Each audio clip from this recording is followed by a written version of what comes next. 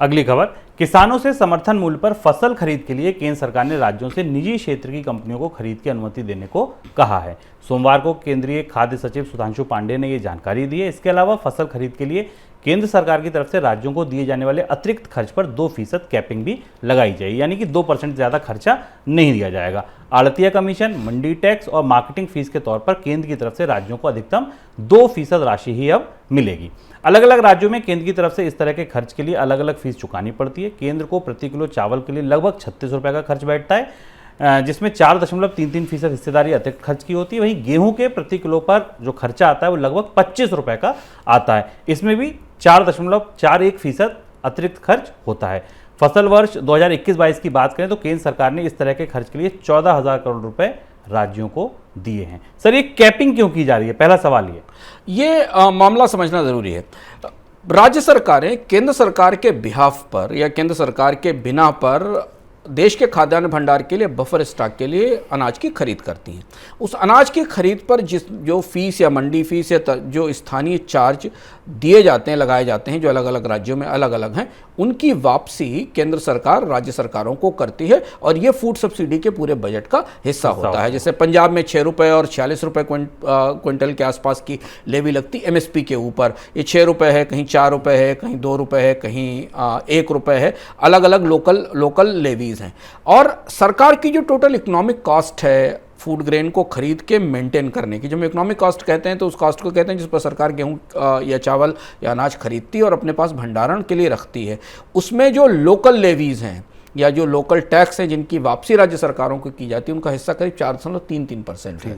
लगभग 4.33% हिस्सा उस इकोनॉमिक कॉस्ट का है जो वापस किया जाता है चावल के मामले में, और गेहूं के मामले में और भी ज़्यादा है। 4.41% हिस्सा है गेहूं के मामले में सरकार की टोटल इकोनॉमिक कॉस्ट में इस लेवी का। अब इसमें मंडी फीस है, इसमें अड़तिया का कमीशन शामिल है, इसमें लोकल सेस शामिल है, कहीं कहीं कोऑपरेटिव सोसाइटीज़ बनी हुई हैं विक्रेताओं की, उनकी सबकी फीस शामिल है। सरकार इसे कैप करके एक निर्धारित लेवल पर लाना चाहती है, जिससे कि ये बड़ा भुगतान, जैसा शुभम ने आपको बताया 14,000 करोड़ रुपए बड़ी राशि है जो केंद्र सरकार को राज्यों को देनी पड़ती है। इससे इस साल 4,000 करोड़ रुपए की बचत होगी और ये पूरे देश में जो टैक्सेस हैं कम से कम सरकारी खरीद के अनाज पर टैक्स को एक समान स्तर पर लाने में इससे मदद मिलेगी। सर, दूसरी जो बड़ी बात है वो ये है कि सरकारी खरीद के लिए निजी क्षेत्र को खोलना या निजी कंपनियों को आगे लाना, ये तैयारी का क्या मतलब है?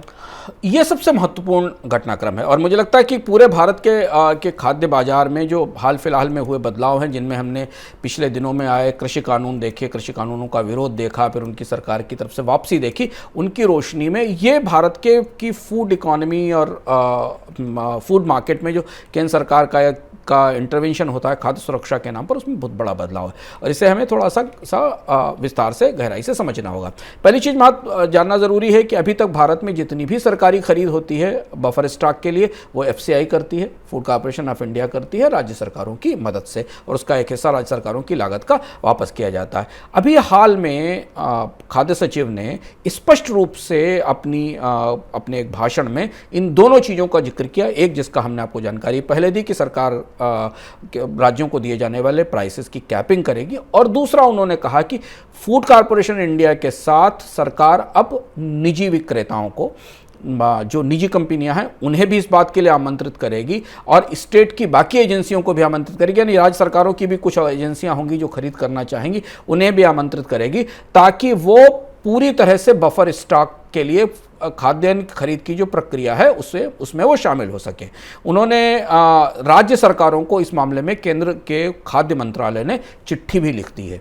यानी ये प्रक्रिया, अगर हम जैसा हम समझ पा रहे हैं खबरों के जरिए या जो बातचीत से पता चल रहा है, ये प्रक्रिया शायद खरीफ की फसल के साथ लागू भी कर दी जाएगी, जहां फिर प्राइवेट कंपनी एफसीआई के बगल में अपना बस्ता लगाकर, अपनी दुकान लगाकर किसानों से अनाज खरीदेगी।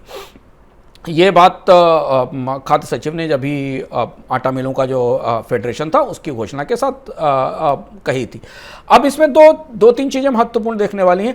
जो कंपनियां इस खरीद के लिए आएंगी, उनके पास शायद वही कंपनियां इसमें आगे आ पाएंगी शुभम, जिनके पास भंडारण की सुविधा होगी, वेयर हाउसिंग की फैसिलिटी होगी, क्योंकि एफसीआई इसलिए खरीद कर पाती है कि एफसीआई के पास बड़ी भंडारण फैसिलिटीज़ हैं। अब हमें थोड़ा पीछे जाकर देखना होगा कि पिछले 4-5 साल में सरकार ने वेयर हाउसिंग को बढ़ावा देने के लिए बहुत सारे कदम उठाए हैं।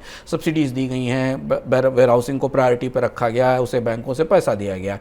तो अब शायद वो व्यवस्था तैयार हो चुकी है जहां पर एफसीआई के बराबर यानी सरकार के बराबर निजी कंपनियां भी सरकार के खाद्यान्न भंडार के लिए खरीद करेंगी और वो अपने अनाज भंडारों को सरकार के खाद्यान्न भंडार का एक हिस्सा उनके पास रहेगा। ये प्रक्रिया कैसे लागू होगी? स्वाभाविक सी बात है कि अभी फिलहाल सरकार ने इसकी कीमतों का दर तय नहीं किया, लेकिन अगर एमएसपी पर खरीद होगी तो उसी कीमत पर खरीदेंगी जिस कीमत पर एफसीआई खरीदेगी। कि इसका भुगतान सरकार इन कंपनियों को उसी तरह करेगी जैसे एफसीआई करती। एफसीआई एक बड़ा हिस्सा फूड क्रेडिट के तौर पर बैंकों से लेती है, कर्ज के तौर पर लेती है इस खरीदारी के लिए। ये सारे कई दिलचस्प पहलू हैं जो इसके बाद निकल कर आएंगे। पर आप ये कह सकते हैं कि भारत में जो फूड इकोनॉमी है और खासतौर से जो फूड की सिक्योरिटी का मैनेजमेंट है उसका एक हिस्सा अब निजी क्षेत्र की तरफ जाने के लिए, उसे खोलने के लिए फूड सिक्योरिटी मैनेजमेंट और इंफ्रास्ट्रक्चर में प्राइवेट सेक्टर का प्रवेश शुरू हो गया है। इसकी घोषणा लगभग सरकार की तरफ से आधिकारिक रूप से कर दी गई है कि और शायद ये काम हमें अगले सीजन से ही यानी इसी सीजन से जो खरीफ का सीजन है इसी से शुरू हो जाएगा। कहाँ कौन सी कंपनी आएगी, कितनी कंपनियों के पास कितनी क्षमता है, ये हमें जब सरकार आधिकारिक रूप से इजाजत देगी तब समझ में आएगा।